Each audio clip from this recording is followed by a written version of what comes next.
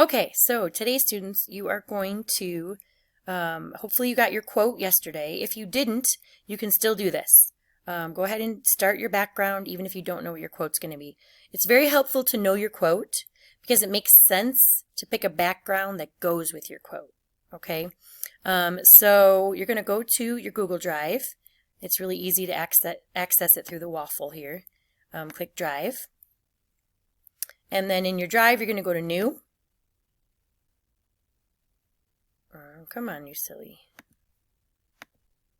Okay, and you need to go all the way down to More and then Google Drawings. So you're going to go into Google Drawings.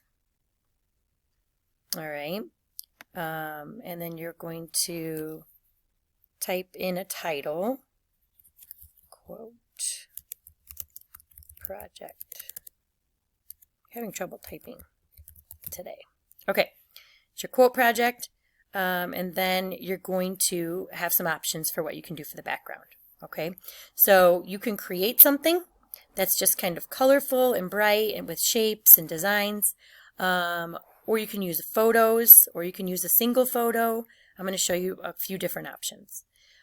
So you can two-finger click on this and click a background. The background just takes you to colors. So you can make a solid color background. You can make a gradient background where it's kind of fades from light blue to darker blue on the edges, or there's all kinds of options.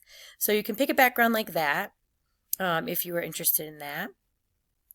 So for a minute we'll just go ahead and use this one. And then you can draw things on it. I'm going to go to shapes, and since the shapes does have some things like clouds and a sun, I'm just going to work with this for a minute. So I'm going to draw some clouds. I'm going to fill those with white so they look like, I don't know, real clouds. And I'm going to Control-C, copy that, and Control-V, paste it a few times so I can get a bunch of clouds and move them all over. I don't want all my clouds to be the exact same size though, and they are, so I'm just going to make some of them bigger. Now obviously if I'm going to put one in front of another one, I think the one in front should be bigger, so I'm going to, because it would be like closer, right? So in theory it would be bigger. So I'm going to make that a little bigger. You can kind of do that. Think about, oh, when things are closer, they're bigger. When they're further away, they're smaller. So you'll create this sense of depth in your picture, which is kind of cool. You can stretch them out so they're a little bit of a different shape.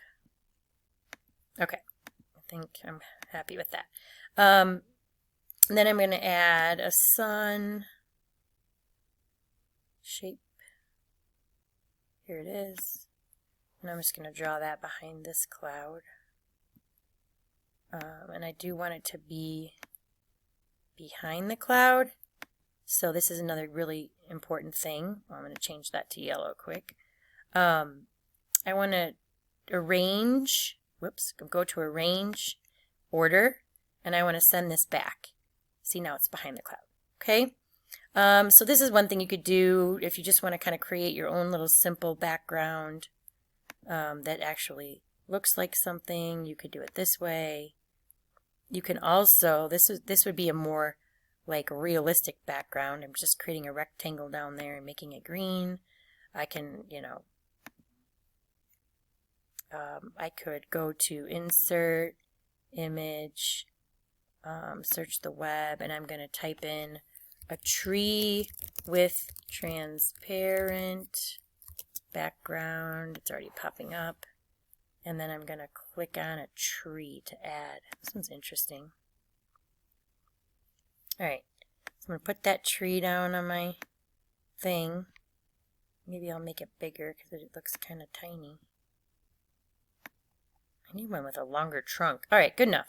Alright, so you catch my drift. You can build your own picture by inserting, starting with the background and inserting images, creating shapes, however you want to do that.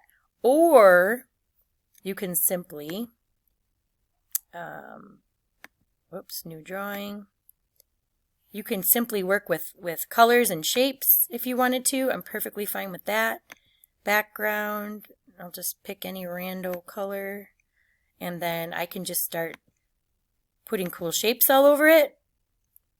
Maybe I'll just draw a rectangle there. And then I'll draw another rectangle over the top of that one. And then I'll draw another rectangle over the top of that one. I should be copying and pasting these, huh? Let me do that. Control C, Control V, Control V, Control V.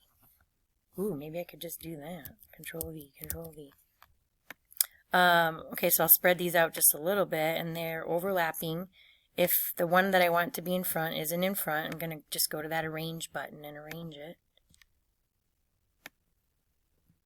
Okay, so then I'm created like this, I don't know, whatever. It's kind of a cool little design with just rectangles. And then I can change the colors of these so that it just adds a little bit more variety.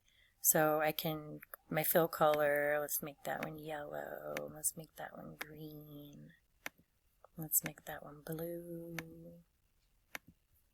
And notice I'm just doing this very quickly so I can show you guys just things you can do.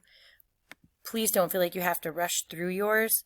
Whoops, that was my pink one. Gotta click on it. So anyway, you get my drift. You can do all kinds of fun things, and then I can just put the words over the top of this. But I want you to create a background today. The last option of a background. So you can do something realistic that you create. You can do something abstract that you create. Oh, hang on. Let me show you too. You can use lines. You don't have to just use shapes. There's also lines. If you wanted to add lines to your drawing, you can make them different thicknesses by going here. If I want it to be a really thick line, and then you can change, of course you can change the color of it and the direction of it. If I click on one end of it and pull, I can, well, I already made it, I just made a new line, never mind. Let me select this line. Oh, here we go, sorry. And then I can move the direction of it if I wanted to. So you can kind of have fun with lines too. Let me get rid of that one. And remember, anytime you do something by accident, all you have to do is click the undo button or delete it, right? But you can add some fun lines to it, through it, whatever. So this would just be an abstract kind of a design. Okay. So lines, shapes, and you can actually add photos too from the internet, insert images if that's what you choose to do. Okay, so last option would be to, new drawing. Just use a photo from the internet. So if my quote is about nature, I could just go to insert, image, search the web, and I could type forest background. And I could find a picture of a forest. Ooh, I like this one. Okay, so I'm going to double click that and it'll go right on my page. Obviously, you need to make it fit, so I'm going to pull down on the corner. It changes the size of it proportionately if you pull from a corner. It'll stretch it out if you pull from like the top or the bottom, or the sides, but that's okay because sometimes you need to stretch it out. I'm going to stretch it out right now so I can make it fit this whole thing. All right. Then, if once you put your words on it, and you're not going to do that today, you realize, this is too dark, and you can't really see my words very well. Here's what you can do. You can go to Format Options. As long as you click on your image, go to Format Options, and this menu will come up over here. If you go to Adjustments, you can go to Transparency, and you can actually make the photo not as intense, a little bit less bright. There are also some fun things you can do in here with increasing the contrast. It makes it look a little bit more artsy. You're welcome to do stuff like that as well. If you're making it so light that you can see that checkerboard pattern in the background, what you can do is just go to your background, 2-finger click, and change that background to white so that you won't see that checkerboard back there. Now when I put my picture over the top, you can't see that checkerboard. But see how cool that is just by working with the contrast, the transparency. Play with these. There's some recolor options that are kind of fun. It just changes the trees into crazy colors. So I would love for you, if you are going to do something as simple as picking a photo, I want you to use some of these options, okay? Size and rotation won't really be useful. Position won't really be useful. But recolor, adjustments. You can try the drop shadow and reflection if you wanted to, let me show you. Make your picture shorter. So there's a little bit left over on the bottom. I was trying to shrink it. I didn't actually succeed. I just moved it. Here, let's move it now. All right. You can go to reflection, and it will actually reflect the picture going down. That's pretty cool. Okay, so drop shadow, I don't know if it'll really work for this in particular because it puts a shadow behind objects. This isn't an object, so that won't really necessarily work. But at any rate, those are some different things you can try, different ways you can do backgrounds. So have a good time, experiment, find something that you're really excited about, and try to find something that fits your theme. If your quote is about nature, make a background that's naturey.